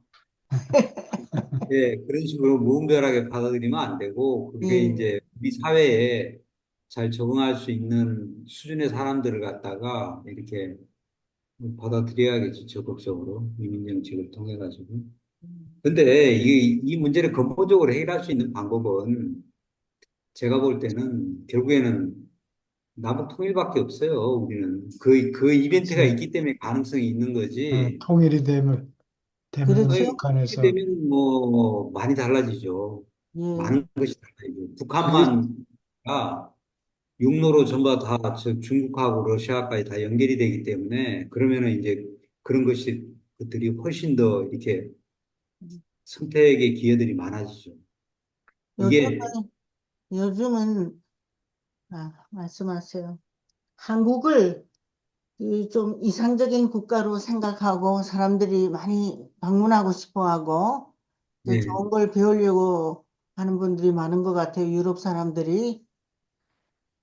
한국은 왜 작기 때문에 작은 나라는 좋은 일을 실천하려고 그러면 빨리 잘할 수 있어요. 숫자가 작기 때문에 예, 좋은 그 가정을 만들고 그래가지고 탁 좋은 이그젬플로 세계의 이그젬플로 한국이 그런 이제 드라마나 뭐 아니면은 예, 저기 그 뭐 BTS나 이런 젊은 이거 보고 이제 환상에 좀 젖어 있는 그 외국인들인 거고요. 실제 한국의 상황을 보면 뭐 정말 여기가 제일 살기 어려운 사회 중에 하나죠. 이 변화 속도가 너무 빠르니까 적응 못합니다. 근데 북한하고 합쳐지면 어떤 일이 생길 것 같아요, 한국에. 예? 인구가 확 늘어서 좋지. 인구가 늘기는 하는데, 북한은 인구가 아무래도 늘기도 좀 하지만 보수적일 거 아니에요. 이제 그 과정에서 여러 가지 어려움이 있겠죠. 독일하고 뭐 동독도 이렇게 서독하고 동독도 그냥 뭐 좋은 것만은 아니잖아요. 근데 예. 동서독 하여간 통일이 되고 난 다음에 유럽을 주도하는 게 독일이잖아요. 그렇듯이 그 저희가 노력을 많이 해야죠. 여러 가지로. 맞아요. 그렇죠. 여러 가지 노력을 많이 남북한의 장점을 서로 이렇게 그 동등한 입장에서 음. 이렇게 서로를 포용하려고 하는 어떤 그런 자세로서 이렇게 그 남북한이 하나 되면은 그 전 세계 여러 가지 문제를 갖다가 해결할 수 있는 솔루션이 대한민국 땅에서 나올 수도 있는 거죠. 예, 예, 그게 예, 제일 큰 희망인 그냥 것 뭐 같아요. 그렇죠. 이렇게, 유라시아만 공부한다고 아니면은 그냥 우리나라가 뭐 기독교 뭐가 이게 된다고 전 세계 영적 선진국이 되는 게 아니고 어 그 상대를 배려하는 어떤 그런 여기에 남북이 하나 되면서 우리가 그동안에 우리 한민족의 어떤 그 홍익인간의 정신을 여기서 발현을 시켜야지 예, 이게 민족 선진국이 될 수 있는 거지. 예, 음, 예. 그냥 뭐 남북한에 그냥 물리적 통합이 된다고 이게 되는 게 그, 아닐까. 그러면 안 되죠. 서로의 어떤 그거는 좋은 교수님께서 교육을, 미국에서 좀 힘을 쓰세요. 그랬으면 좋겠는데, 북한에서 내려온 사람들이 결혼을 남한 사람하고 하고 싶어 하는데 잘 안 된다 그래요. 왜 안 될까요? 차별하는 거지. 서로 사람들이 못돼가지고 결혼 생활이 잘 안 되는 거예요. 북한 사람은, 북한 여자들은 남한의 남자들하고 결혼하고 싶은데, 음, 그게 잘 안 되는가 봐요. 아, 근데 전재영 씨가 얘기했듯이 아까 그 뭐 드라마를 본다든지 이런 것 가지고 그렇고요. 제가 이제 교수님한테 그런 말씀을 드렸던 게 뭐냐면은 일단 남북 문제가 아니고 지금 네, 지정학적으로 미국하고 중국하고 관계하고 네, 미국, 일본하고 한국하고 관계하고 중국, 북한, 러시아 이게 지금 첨예하게 그 갈등 요소를 갖고 있잖아요. 예, 지금 굉장히 보통 문제가 아닙니다. 미국하고 중국을 가만히 놔둘 수도 없고 중국 때문에 지금 유럽부터 시작해 다 망하게 생겼어요. 반도체니 자동차니 뭐니 그냥 그렇죠. 저가로 기술 다 그래서 지금 독일이 굉장히 심각합니다. 독일이 음, 그 보통 심각한 게 아니고 한국도 그렇고 일본도 그렇고 네, 보통 문제가 아닙니다. 뭐 AI나 로봇이나 로보틱스나 AI나 전기 자동차나 이런 부분 반도체까지도 어, 굉장히 지금 대응할 수 있는 방법이 없어요. 오시겠으면 지금 GM하고 현대하고 그 저기 MOU를 맺고 그렇겠어요. 네, 뭐 지금 남북 이번에 문제는 지금 미국하고 중국 문제입니다. 그렇죠. 걔네들이 이 지정학적으로 어떻게 그 풀어주지 않으면 우리도 노력을 많이 해야 되겠지만 지금 굉장히 힘듭니다 이게. 음, 음, 일본에 가면은 그 혐한 코너가 있다 그러잖아요. 네? 이 뭐예요? 일본에 가면은 서점 같은 데 가면 혐한 코너가 있거든요. 아, 한국 혐한. 책들 예. 아, 전 세계 그런 사례가 없잖아요. 그래요. 그게 왜 있느냐 하면은 일본 사람들은 한국 사람이 굉장히 혐오스러운 거예요. 왜냐하면은 이- 일본 사람들 입장에서는 자기들이 세계 제1의 선진국이었는데 미국도 능가할 정도의 한국에서 그러니까 전자, 반도체, 조선 뭐 할 거 없이 일본이 잘 나가던 걸 갖다 한국이 그걸 다 가지고 와버렸잖아요. 아, 근데 이제 한국의 그런 기술이 이제 중국으로 다 이제 옮겨가거든요. 일본에서 한국으로 왔다가 한국에서 일본, 중국으로 이제 다 그게 넘어가는데, 그러니까 우리나라 사람들이 중국 사람들을 엄청나게 싫어하죠. 일본이 우리나라 싫어하듯이. 왜냐하면 우리의 먹거리를 다 뺏어가니까. 음, 뭐 다른 민족 감정도 있지만은 그게 생존이 걸린 문제거든요. 근데 이걸 이제 제어해주고 있는 게 미국이죠. 그러니까 미국은 정말 우리한테는 정말 미국이 없으면은 우리는 중국을 상대할 수가 없죠. 미국은 그렇죠. 정말 강한 국가인데 음. 여러 가지 뭐 이해관계에 불과하고 근데 아, 그러니까 뭐 앞으로의 세계가 어떻게 뭐 변해갈지 모르죠. 정말 무섭고 높은 우리 도덕성이 결여돼서 그런 거 아닙니까? 예? 결국 높은 도덕성이 결여가 돼가지고 아니, 이렇게 되는 거 도덕성이 아닙니까? 그냥 먹고 이건 사는 문제여서 도덕성이 생존 필요 문제, 없습니다. 먹고 사는 굶어 문제가, 죽는데, 굶어 네, 죽는데 도덕성이고 뭐고. 먹고 사는 그러니까, 게 먼저지. 그렇죠? 예. 좀 덜 그러니까 먹고 살아는, 미국을 유럽에서 야수자본주의라고 하잖아요. 근데 요즘 보니까 참 미국이라는 나라는 창조의 아주 극한 나라고 미국은 넘볼 수 없는 나라 같아요. 감히 기술적이나 창조적인 창조력에 대해서는 어, 정말 대단한 나라라고 생각합니다. 그래요. 20년 전에는 유로피안 유니언하고 미국하고 거의 경제 규모가 비슷했는데 예. 세계 경제의 한 20%, 25% 이렇게 됐는데 지난 20년 동안 미국은 계속 성장했고 유럽은 쪼그라들어 버렸다고.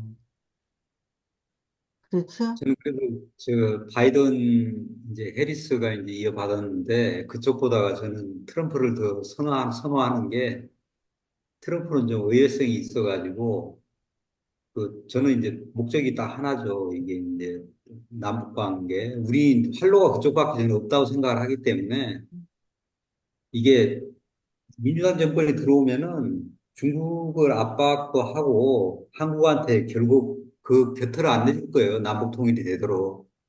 어떻게 보면 민주당 정권이 그게 더 이제 신사적일 것 같지만은 제가 볼 때는 민주당 애들이 더 아주 치밀하게 미국 국익을 위해서 그냥 순전히 그런 의사결정 내리기 때문에. 근데 트럼프 쪽은 좀 파격적인 어떤 그런 행보를 보일 수도 있을 것 같아서 예. 안 그러면 저희는 미래가 별로 없거든요. 지금 이대로 가면은.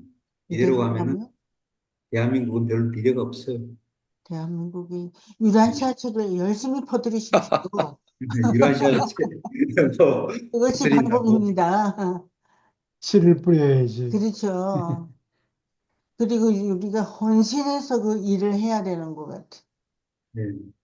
이 그 헌신적으로 김치국간을 빨리 해야지. 끊어내고 그 남북 관계가 어떻게 좀 호전이 되면은 이게 그래서 우리가 오히려 좀 중국을 갖다가 중국하고 일본을 갖다가 우리가 이렇게 선도해 갖고 나가는 그렇게 나가야지 우리가 또 활로가 생기는 거지 이대로 가면은 뭐 좀 어렵죠 여러 가지로. 뭐 미국의 유란사 리더들은 어때요? 먹고 사는데 바빠서. 먹고 사는데 바빠서 여기서도. 그렇죠. 그 먹고 사는 게 일단 중요해요. 배가 고프면 일도 못하고 힘도 그렇죠. 없고. 예. 열심히 활동하는 사람들은 은퇴한 사람. 아, 초기의 사람들, 초기의 사람들. 그러면 우리가 한국에서 우리가 이 열심을 일으키고 주도해 나가야 되는 것 같아요. 공부 빠지지 말고 꼭 들어오세요. 그것이 제일 중요합니다. 뭘 알아야 그게 주도는 아직 나지. 못하고 아, 씨를 뿌리는 단계지. 지금 우리가 I think so. 그래요. 지금 나오시는 분들은 우리들 전부가 상당히 중요한 분들입니다. 씨를 뿌리는 단계이기 때문에. 그리고 제일 중요한 건 서로 사랑해야 된다는 거.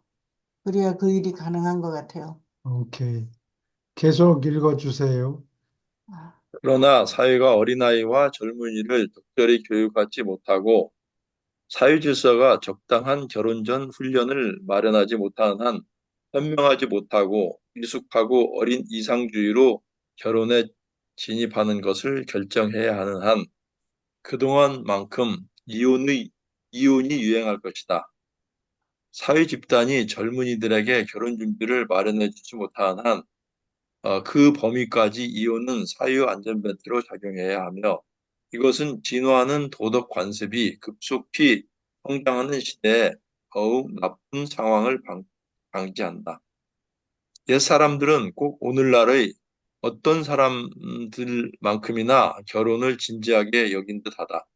현대 성급하고 성공하지 못한 많은 결혼은 젊은 남녀가 짝짓는 자격을 갖추게 하는 옛 관습보다 크게 개선된 것처럼 보이지 않는다. 현대사회의 큰 모순은 사랑을 높이고 결혼을 이상으로 만들면서 이 두 가지를 철저히 검사하려고 하지 않는 것이다. 질문 있습니까? 계속 읽어주세요. 결혼의 이상화. 궁극의 가정으로 이끄는 결혼은 정말로 사람의 가장 고귀한 제도이지만 그 본질은 인간적이다. 결혼을 결코 성사라고 부르지 말았어야 했다. 셋 족속 사제들은 결혼을 종교의식으로 만들었다. 그러나 에덴 뒤에 수천 년 동안 닦이는 순전히 사회와 시민의 제도로서 계속되었다. 인간의 관계를 신의 관계와 비교하는 것은 대단히 유감스럽다. 결혼과 가정 관계에서 남편과 아내의 연합은 진화 세계에서 필사자의 물질적 기능이다. 정말로 남편과 아내가 진보하려고 인간으로서 진지한 노력을 기울인 결과로 많은 영적 진보가 일어날 수도 있는 것이 참말이지만 이것은 결혼이 반드시 신성함을 뜻하지 않는다. 성격 진보는 인간의 노력을 다른 방향에 진지하게 적용하는 결과로서 생긴다. 결혼은 조절자와 사람의 관계나 또는 그리스도 미가엘과 인간 형제 사이의 친교와도 참으로 견줄 수 없다. 어떤 면에서도 그러한 관계는 남편과 아내의 결합과 도저히 비교할 수 없다. 이러한 관계에 대한 인간의 잘못된 생각이 결혼의 지위에 대하여 그렇게 많은 혼란을 일으켰다는 것은 아주 유감스러운 일이다. 결혼이 신의 행위로 인하여 맺어졌다고 어떤 집단의 필사자들이 상상한 것도 또한 유감스럽다. 그러한 믿음은 계약한 당사자의 상황이나 소망과 상관없이 결혼 상태가 취소될 수 없다는 개념으로 바로 이끈다. 그러나 결혼이 취소되는 사실 자체가 바로 신이 그러한 연합에 관련된 당사자가 아니라는 것을 가리킨다. 음, 하나님이 어떤 두 물건이나 사람을 함께 일단 합쳐 놓았으면 신의 뜻이 그들이 분리되라고 선포할 때까지 그들은 그렇게 합쳐진 채로 남아 있을 것이다. 그러나 인간의 제도인 결혼에 관해서 말하면 성질과 기원이 순전히 인간적 결혼과 대조해서 어느 결혼이 우주 감독자들의 승인을 받을 수 있는 연합인가 말하려고 누가 감히 판단을 내리겠는가? 그런데도 높은 곳의 부채들에는 이상적 결혼이 있다. 각 지역 체계의 서울에는 하느님의 물질 아들과 딸들이 결혼의 끈 속에서 그리고 자식을 낳고 기르는 목적으로 남녀가 연합하는 최고의 이른 이상을 보여준다.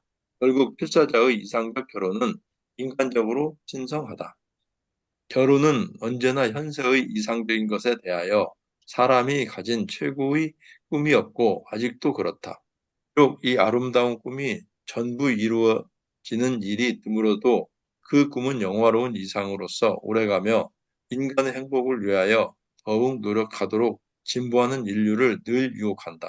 그러나 가족 생활에서 서로 관계를 가지는 가혹한 요구 속에 첨벙 뛰어들기 전에 젊은 남녀는 결혼의 현실에 관하여 걸어 배워야 마땅하다. 젊은 마음에 이상으로 생각하는 것은 어느 정도 결혼 전의 실망으로 누그러져야 한다. 그러나 젊은이가 결혼을 이상으로 생각하는 것을 나무라서는 안 된다. 그러한 꿈은 가족 생활의 일의 목표를 눈으로 보는 것이다. 이러한 태도는 결혼, 그리고 그 뒤에 가족 생활의 실용적이고 평범한 요건을 깨닫는데 사람을 부디게 만들지 않는 한 자극을 주며 유익하다. 결혼의 이상은 요즘에 크게 진보했다. 어떤 민족들 사이에서 여자는 자기 배우자와 실질적으로 동등한 권한을 누린다. 적어도 개념으로는 가족은 자식을 기르는 조합, 이에 따라 성의 정절이 뒤따르는 충성스러운 조합이 되어가고 있다. 그러나 이 심판 결혼조차 모든 면에서 인격과 개성에게 서로 독점권을 주기까지 주제넘게 극단으로 치우칠 필요는 없다. 결혼은 단지 개인주의 이상이 아니라 결혼은 남자와 여자의 진화하는 사회적 협동 관계요. 당대의 도덕 관습 밑에서 존재하고 작용하며 금기의 제약을 받고 사유법과 규제에 따라서 집행된다. 여자의 자유가 갑자기 늘어나서 사회 조직에 너무 갑자기 밀어닥친 문제들 때문에 가정제도가 지금 벅찬 시험을 겪고 있는데도 20세기의 결혼은 지난 시대의 결혼과 견주어서 우뚝 서 있으며 여자의 자유는 지난 세대의 도덕적 관습이 느릿느릿 진화하는 가운데 여자에게 아주 오랫동안 주지 않았던 권리이다. 유한시아에 주도하는 세라핌의 우두머리가 발표했다. 예, 네, 수고하셨습니다. 굉장히 중요한 예, 부분인 것 같지 않아요? 이란 시아르비들이 예수님 이렇게 당시보다는 어, 여자들이 예, 여자들의 권한이 훨씬 많이 늘어났다는 예, 얘기예요. 예. 그 히스토리를 보면 1350년에 흑사병이 퍼졌어요. 그래서 유럽의 인구가 3분의 1이 죽어 자빠졌는데 사람들이 죽고 나니까 재산은 자식들한테 넘어가야 되는데 남자들이 다 죽으니까 예, 할 수 없이 여자들이 재산을 소유할 권한을 주게 됐다고. 파워를 갖게 된 거죠, 어, 여자들이. 여자들 여권이 그때부터 시작됐는데 그렇죠. 그 경제적인 게 할 수 없다. 없었다. 여자라도 재산을 물려줘야 되겠다. 상속받게 하자. 어, 여자가 재산이 생기니까 자기의 권리를 주장하게 된 거란 아, 거예요.